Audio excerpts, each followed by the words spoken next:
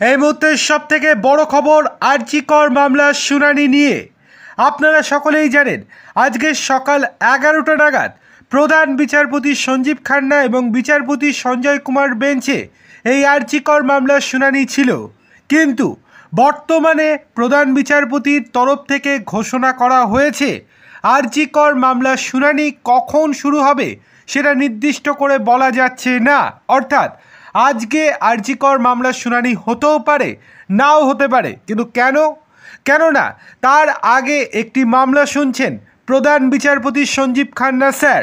সেই মামলার শুনানি এখনও সুপ্রিম কোর্টে চলছে। সেই মামলার শুনানি শেষ হওয়ার আধ ঘন্টা পর আরজি কর মামলার শুনানি শোনা হতে পারে, এমনটাই জানানো হচ্ছে সুপ্রিম কোর্টের তরফ থেকে।